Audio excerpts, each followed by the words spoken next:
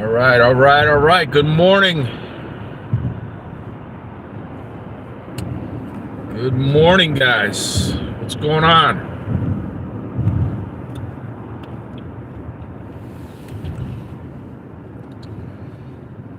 We're going to take a ride through the ghetto here in Hartford, Connecticut, down Albany Avenue.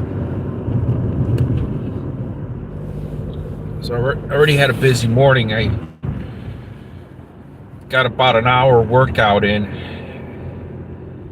around 7 o'clock, about 8 o'clock. Did my legs at the Planet Fitness. Drove down to Valvoline, got my oil change. And as the car is now over 100,000 miles, I did the antifreeze. Had a $10 coupon, pulled off, and the tab was about $313 for the oil change and the antifreeze. But you gotta do what you gotta do with these cars, man. You gotta keep them running.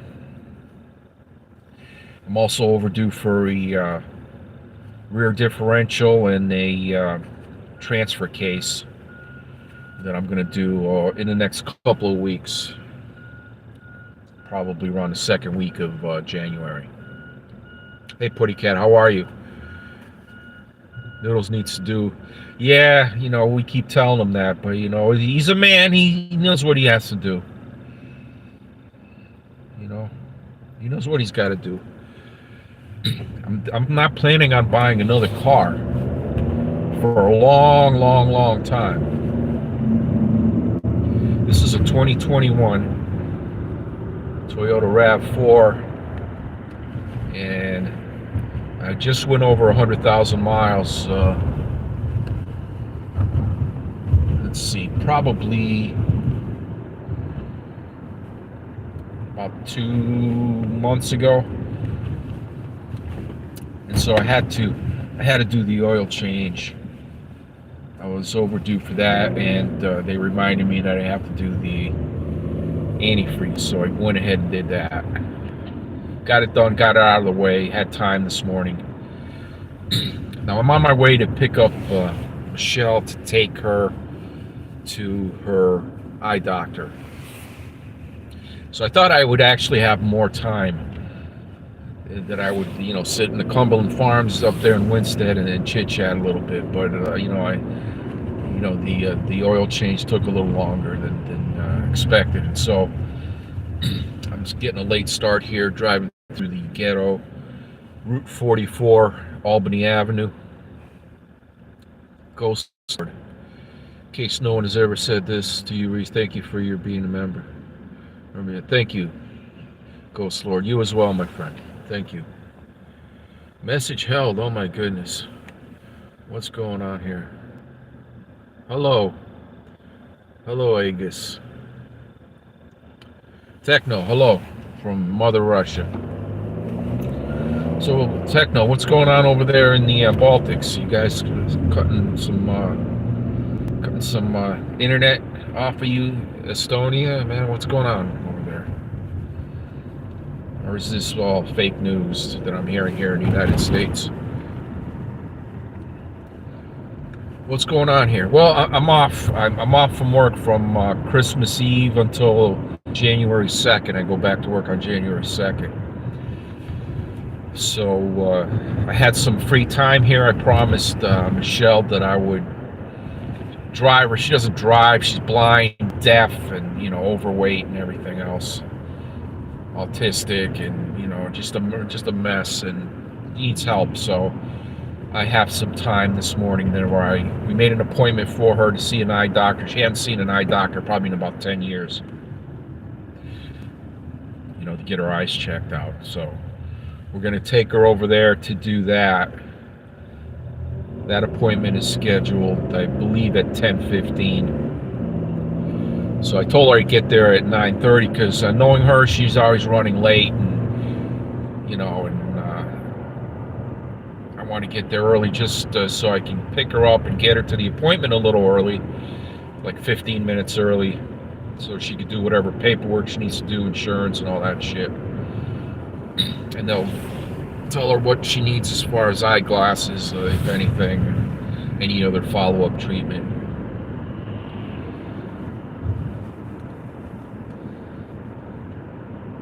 Let's see. So, guys, this is Albany Avenue here. This is the ghetto of Hartford, Connecticut. It's on the north end of Hartford, Route 44. I'm driving west. So the sun is behind me, obviously. It's still rising. So this is a nice, easy ride for me this morning. I don't have the sun in my eyes.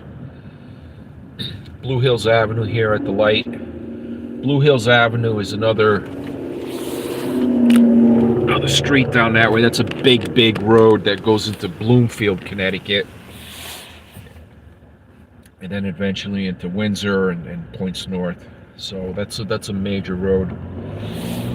Over in Bloomfield, there's a cemetery called St. Benedict's Cemetery, and that is where my ancestors are buried, the ones that came over here, my paternal grandmother, grandfather, my uncle.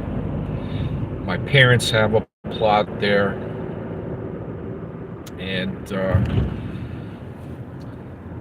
there was a plot saved for me, apparently. My mother just told me, and it's behind my grandmother and grandfather. Now there was like two on each side, so you got the grandmother and grandfather on one, and you know, on the other side, my cousin died prematurely of alcoholism back in 1992, I believe.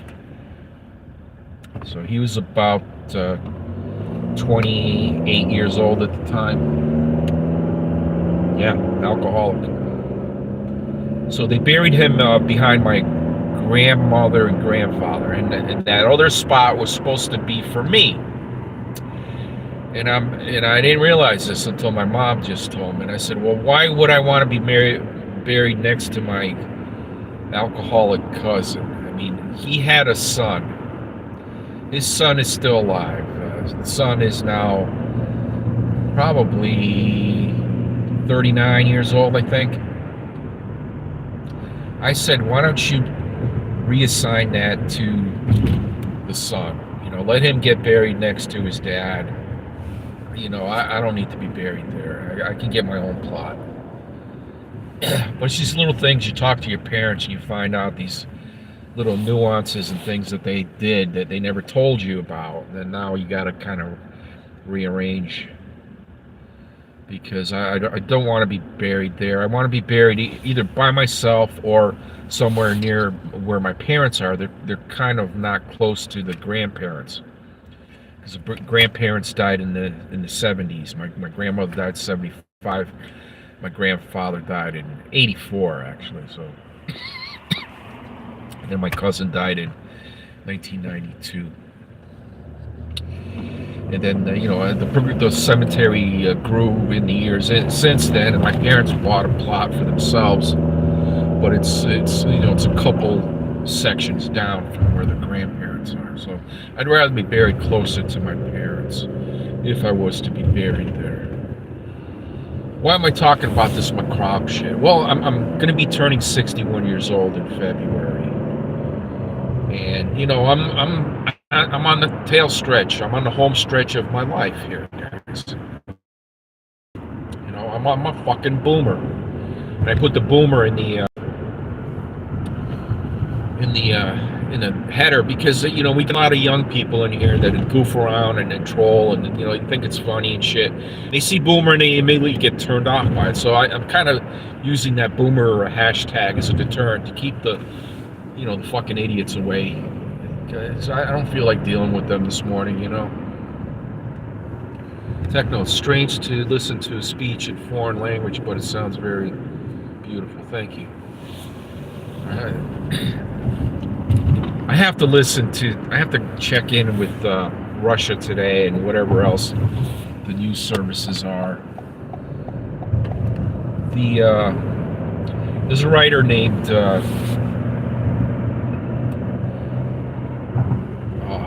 Pablo Escobar. Escobar's his last name. I'm not sure his first name. but he writes for Zero Hedge and for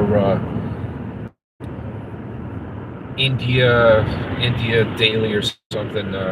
He's an independent journalist, but he covers Russia very, very thoroughly, and kind of an antidote to the bullshit we hear in the United States. I kind of check in and see what Escobar is writing about. I haven't seen him recently. I'd have to. He's on TikTok, not TikTok. He's on Twitter, and I'm subscribed to him on Twitter. I have to check out and see what he's saying about the geopolitical situation over there, because we're hearing that Russia's cutting the internet and the phone lines and the electricity, this bullshit for Estonia, and they're planning on going into the Baltics and Finland, even reclaiming Finland, which is was once a vassal state of the Tsar back in the day. So I don't know what's going on, man. Yeah, boomer's the new N-word, Brian. Absolutely, and so I'm going to use it fully to my advantage here. Keep the fuckery off my channel. I was doing this not the man cave final hour. I was doing that too, but I was doing this random guy podcast for a couple months, and it was interesting, but I found that my time wasn't being wisely used, those 40 minutes or so that I have before I go into work. And so I decided to just kind of suspend that and use that time I have to check my account, see where my balances are, make any switches, ins, outs of positions and things like that I can do early in the morning, get it out of the way so I don't forget about it later in the day. And that's what I'm doing with that time frame between 5 and 6 o'clock every morning. Heard the Russians cut a Finnish cable. Yeah, that's what I heard. That's what I heard, Putty Cat. And is it true? I don't know. I see some of these prepper channels reporting it, like imminent invasion, blah blah blah. New York NY Preppers is a guy I follow. He has a good news summary, but he seems to think that an invasion is imminent, an invasion of Estonia specifically. So, why would Russia do that? Well, they would do that because wintertime is the time that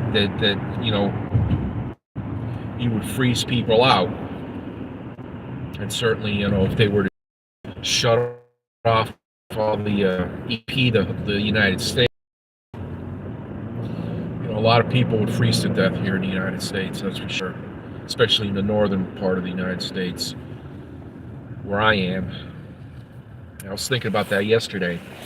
Just washing the dishes with the hot water. I was thinking, you know what? These motherfuckers can shut this all down, and the pipes will freeze and burst and everything, And I don't know if I'm going to get on the topic I wanted to talk about, which was plans for 2025. We're always getting this doom and gloom shit, kind of terrorizing people from moving forward with their plans and visions. You got to have a vision. You got to make a plan to achieve that vision, and then you got to start executing on the plan, the steps in the plan. And so, I'm already doing. I'm essentially debt-free. I have only this car. I was allowing my employer to pay because they are paying for the car. This is like 2 years left on or something. So I'm planning on retiring in February of 2026. And so there's about $16,000 left on the loan. And so what I'm doing is I'm dropping an extra $650 a month into the loan amount, specifically into the principal, lowering the principal to get that paid off as soon as possible. The regular loan payment that my company is paying, it pays another, I think, $400 a month, and so I should be paid off by the time I retire, or just about paid off. Maybe $1,000 short, if that. hopefully I can get it all paid off in the next 10 months or so. I can maybe accelerate, increase the $650 a month to the $750, $800 a month, something like that.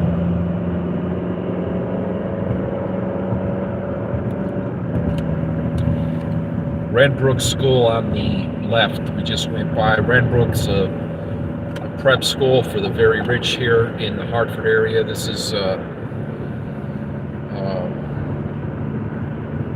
West Hartford we are in.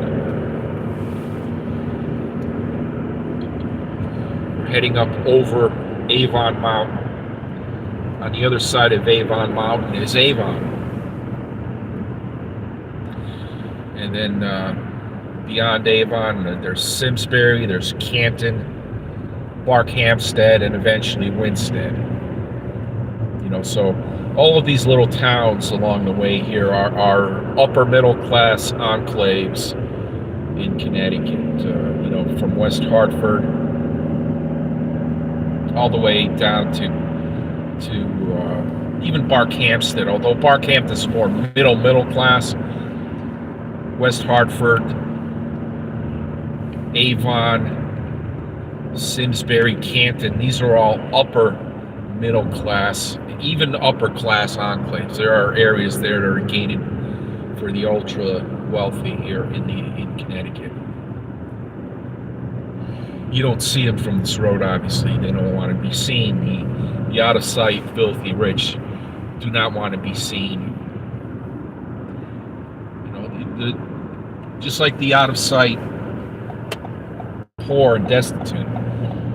You know, the running their black market rackets and things. You know, they don't want to be seen either. You know, they sell their drugs. They do what they need to do to survive on the streets. You know, so it's kind of interesting in that regard that the two extremes are behave in the same way. They hide. They do not want to be out in the public eye so much.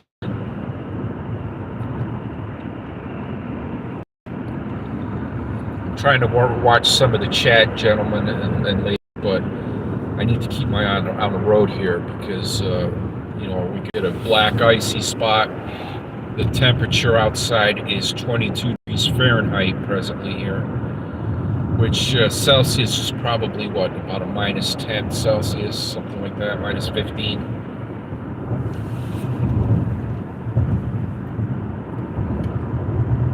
So it is cold outside for sure. What my plans are today, I was gonna get Michelle out to the eye doctor, and then I wanted to take her for a different type of lunch to a place she's never been to. And there's a fish and chip place, Cajun fish and chips, you know, a little more spicier in Torrington that we're gonna check out. And, you know, if she wants to do it, if she doesn't, she may get rushed to get back into the house, whatever. You know, I'm not gonna hold her feet to the fire. She can do what she wants to do. I still have to drive all the way across the state later and pick up my dogs from my ex's house. And, you know, I don't know if she's working. Hopefully she is working, and I don't have to see her on Friday. Otherwise, you know, she tries to give me an earful of her bullshit. Still thinking that I'm her emotional tampon at times, and I cut her off politely. You know, I'm not that anymore. I don't care. You know, tell somebody else. Shad, how you doing, buddy? Awake and ready to go. Okay, great. Then I am going to go straight over to her place and not stop at the Cumberland Farms. That's great. Come over, motherfucker. Dude's drifting into my lane, man, with his Beamer. Fuck out of my way.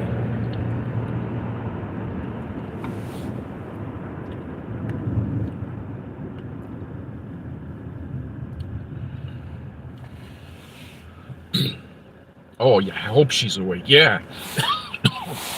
She better be fucking awake.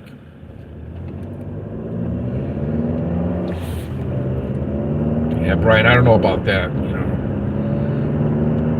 My plans for 2025: pay off the rest of this car, be completely 100% debt free. I've liquidated my real estate, and everything else is invested otherwise. I do not have a sufficient cash pile that I need to start up my tax deed and tax lien business. And so that'll be the setting up the LLC, getting the equipment I need, the laptop. I thought Michelle would sell me, her extra computer, but I now understand it. That's not a laptop. That's one of these old tower things. And I don't need that. I need a laptop. I need a good laptop with excellent internet connectivity where I can do my research on these properties, because getting to these tax auctions and all this sort of thing, some of them are done online, but any tax lien or deed that I bid on, I want to be able to see the actual property in person myself at least a day or two ahead of the auction date. And so that will require all across Connecticut, all across Massachusetts, Rhode Island, and New York State, upstate New York. Those would be the areas I'm going to focus with this business, and the way these tax liens and deeds work. They work differently in different states. In Connecticut, you're actually purchasing a deed to a property, a redeemable deed. Somebody defaulted on their taxes, usually is the case. And so what you do is you do your due diligence. You make sure what else is in the closet with the properties. Is the house, if there's a house, is there a house in good shape? Is there somebody living in the house? Is it the owner? Is it a squatter? Who's there? Is it a renter? What is the condition of the property? Do you have an exit strategy? My exit strategy with house properties is I sell them immediately. If I get any, 99% of the time, the owner comes forward and pays off the deed. They pay you back what you paid plus some interest. If it's after 6 months, you get 9% of whatever on top of whatever you paid. So it's your money is secured by the property, and it's a good investment. It's better than putting your money in a CD. Maybe not as good as a stock market, but much less risk than a stock market, in my opinion. And so that's what I'm going to be doing in my retirement. I'm going to be going to all these properties. I'm going to be checking them out. So I'm going to need a good laptop. I got to keep my car in shape, and I'm gonna be doing that kind of thing. That'll be my extra earnings.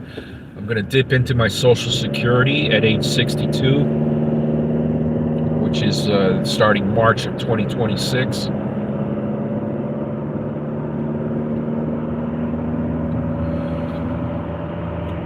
Miss Anthropic, how are you? Yeah, the emotional tampon, that's, I still get that, but not as much. I drew the line a few months ago. We've been divorced now for, it'll be 3 years. Yeah, it'll be 3 years in March. I paid alimony for 2 years. She had that fucking umbilical cord. And my main goal was to recover the home equity that I lost when I signed the house over to her. That was about $175,000. I knew that fighting her legally would be probably leave me on the hook for much more alimony,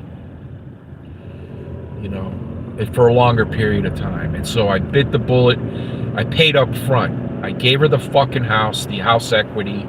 I paid a short 24 months of alimony, $1,000 a month. That ended last March. And so ever since then, I've been balling. I've been saving and rearranging my assets, and pretty much I've achieved that goal. I'm almost there with $150,000 of liquid assets. I mean, they're not so liquid in that they're tied up in some financial things, but I'm getting the best return I can get at the moment. Tim Walls, the emotional male tampon. Yeah, he seemed like that's what he was, for sure. Yeah, marriage is a financial adventure, and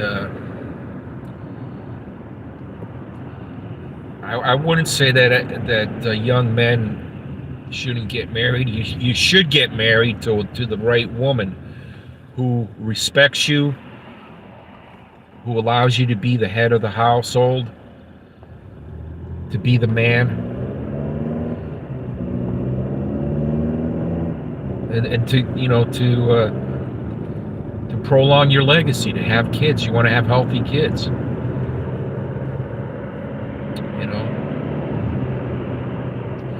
That's the prime reason for getting married, is to, whatever you accomplish in this world, you want to leave that to your legacy, which is your children.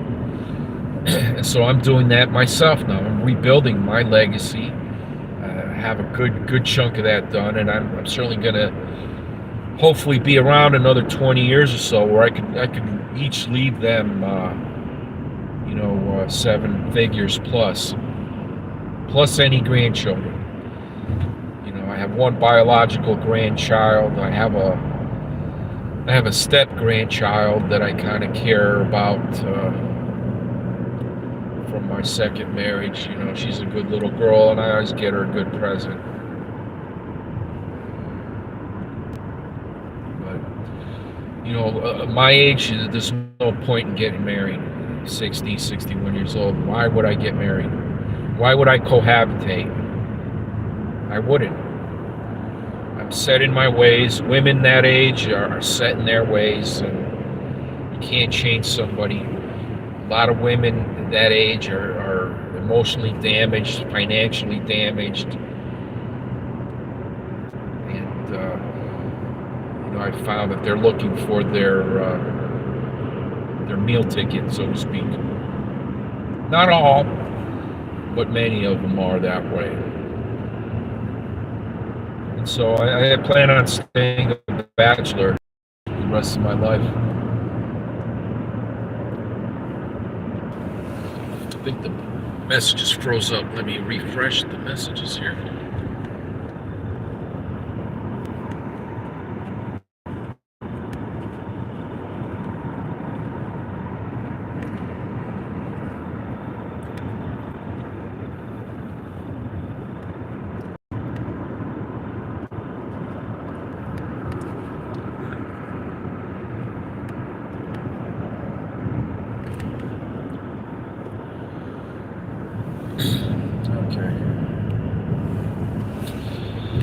Alright, so we are over the hill and in Canton, Connecticut.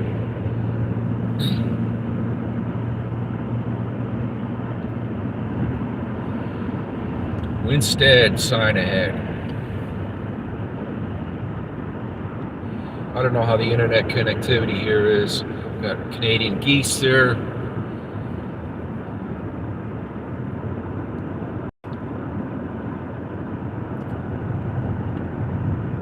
Like there was a field of kale on the right hand side, and the geese were sitting in the kale, warming themselves.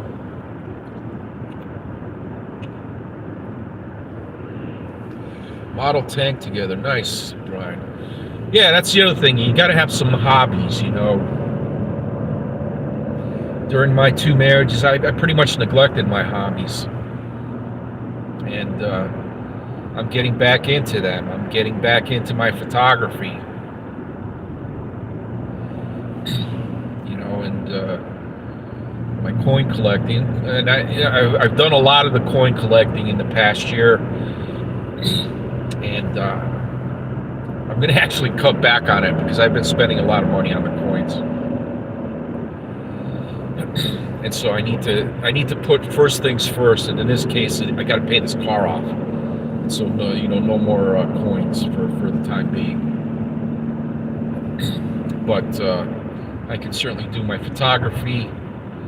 I could do my hiking and all that other stuff I do. Staying active is essential in this age, and getting all the right vitamins and proteins, getting my teeth checked out properly. I've done that. I had cavities. I fixed all those. My teeth are all set now. They told me to buy one of those water picks, and so I'm gonna order that tonight. I'm gonna order that off of Amazon. Get me one of them water picks. I got a physical examination scheduled in January, so I'm gonna get checked out, top to bottom, and go from there. I want to be around for another 25, 30 years.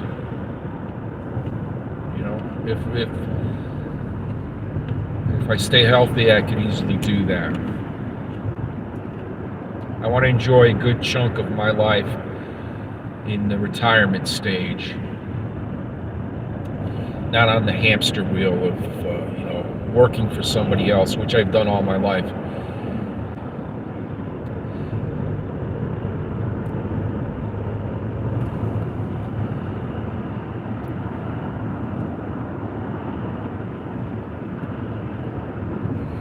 Staying active is important.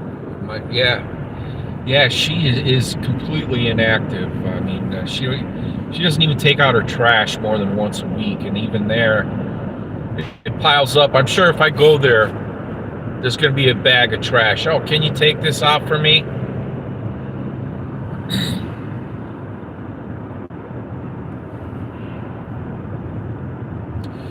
People are coming and saying that they're going to come help her clean the apartment. That's fine and dandy, but that's the only time it'll get clean. You go in that bathroom and there are literal fucking tennis ball sized dust balls behind the toilet bowl. Pubic hair, God knows what else. Never been clean. Never. And then, it's ambitious for people that haven't been there to say, "Oh, I'll do this and that."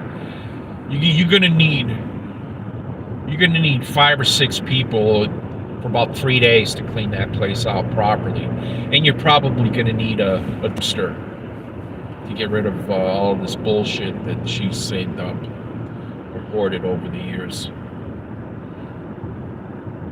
And you'll see that hoarding, amp up. Once you try to throw away some of her shit, she does not want to throw away anything. You'll see that.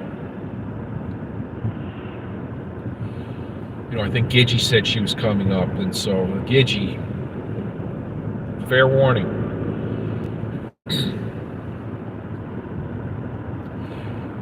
You gotta walk a fine line with her because there's a point where she shuts off.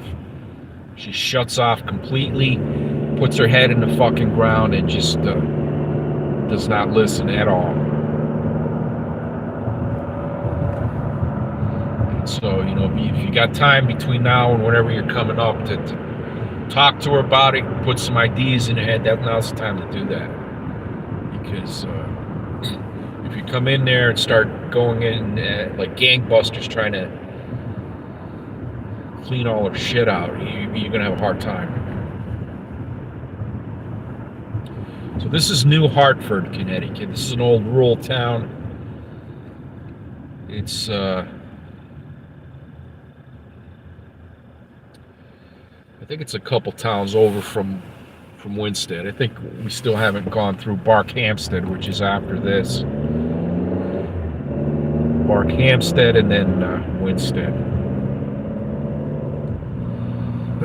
So we're almost there, guys. But as far as my plan for 2025 is get the finances squared away, get whatever equipment I need to get my business off the ground, which primarily is a good laptop, good internet connectivity, a good internet card or whatever they call them nowadays, where I could be in the fucking sticks in upstate New York, and I don't need to worry about internet connectivity, looking up property cards, tax records, and all this kind of stuff I need to do when I'm visiting these properties. So that's my main goal is getting that squared away, getting whatever else I need squared away. My health-wise, I'm going to be probably without insurance for about 3 years, from age 62 to age 65. So anything that I need done, I need to get done in the next year. Colonoscopy, and then that comes off right off the top of my head. I need to do that. I have a mole on my left leg near my knee that is a black mole that is concerning to me. I'm going to have my doctor in January look at that. Have her biopsy that. Get that checked out. Is it nothing, or does it need to be cut out? I mean, if she wants to cut it out completely, it's small, maybe the size of, I don't know, 3 millimeters. Even cut the fucking thing off.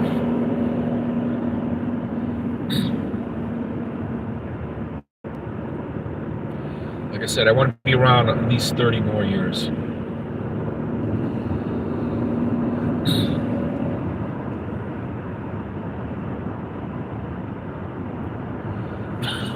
Yes, misanthropic. She needs a full team. What she needs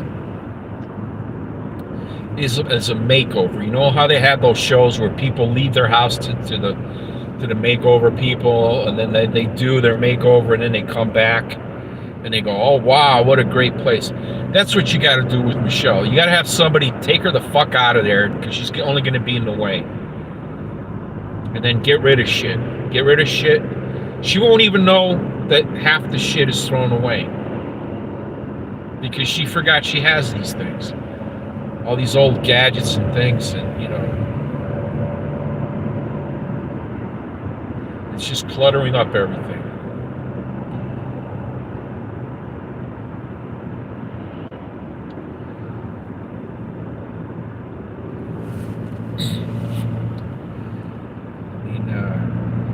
The place that she lives in is dangerous, and the electricity is bad. The wiring is probably from the 1920s or 30s. The foundation is collapsing. The floors are collapsing. The roof is leaking. Everything is wrong with that place. And she doesn't stay on top of it because she can't see it. She literally cannot see how decrepit the fucking place is. And that, and probably some element of denial. She doesn't want to believe how dire her situation really is. Because when you bring it up to her, she's always, well, I'm autistic, and I'm spectrum and Asperger's, and certified blind and deaf, almost deaf, and blah blah. She throws that victim card at you. And so, like, it's okay for a victim with all these afflictions to be living the way they are, and it's not okay. And that's my point to her, that she doesn't understand. And so I kind of stopped beating it into her head. Why continue beating it into her head? She doesn't understand.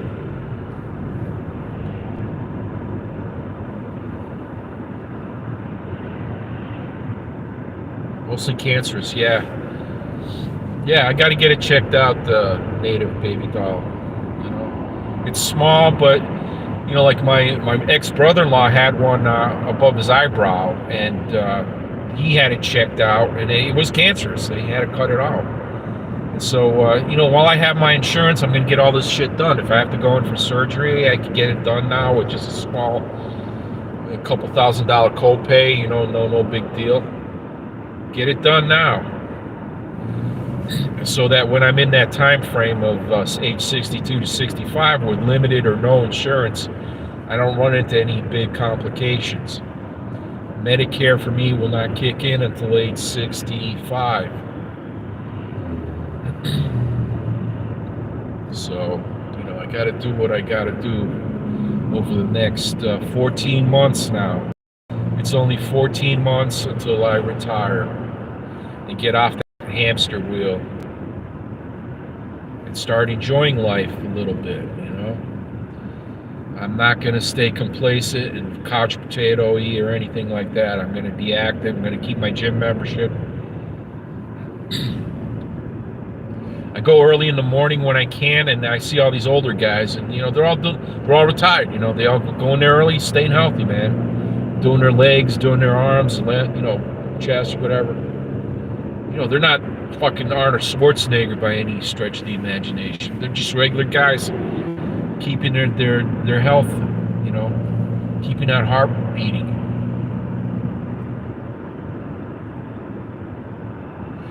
You know, my dad, Putty Cat, my dad never was into any sort of exercise.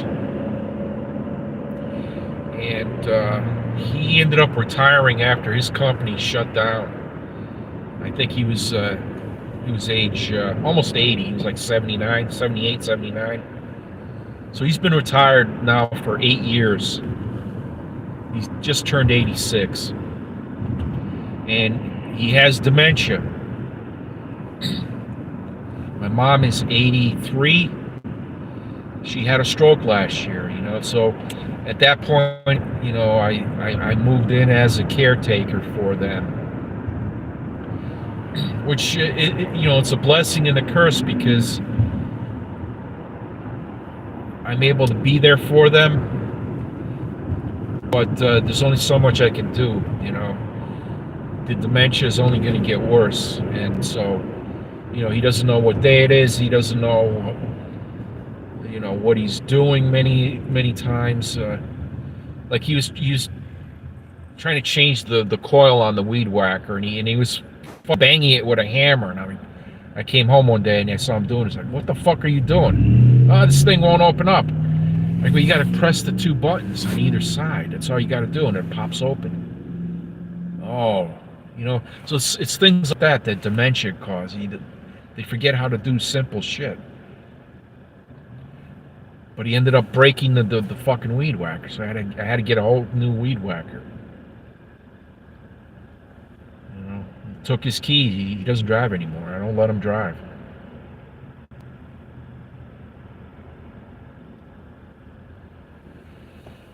So, you know, there might come a time when I get to that stage where I start getting these dementia situations, and you know, I may have to move in with one of my daughters. And you know, I'm glad I have my daughters to fall back on if I need to. You know, I'm truly blessed in that regard. So here we are in Winstead, glorious little Winstead. Jimmy's dilapidated piece of shit building here.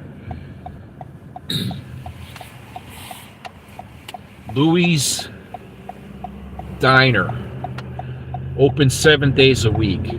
Well, correction, it was open 7 days a week up until about 4 or 5 years ago. It's been closed ever since. Occasionally, Jimmy would sublet the premises for some bum to live in. There's Jimmy's 350, Ford F-350 right here. Uses that to plow. All right, guys. Let's see, what time is it? It's 9:15. I'm a little early. All right, guys. Well, thanks for hanging out with me. This is my This is my bill from Valvoline, $313.70 for a cabin oil, cabin air filter. They did that as well. Cabin air filter, radiator flush, and full synthetic oil, 0W16. The good stuff. All right, guys. I'm sure she'll go live, or maybe I'll go live on my my other channel there. And definitely when we go to the fish and chips, we'll go live. All right, guys. Take care. Nice seeing everybody, and we'll try to do a live stream here every now and then. When I got something to say or whatever. Take care, everybody.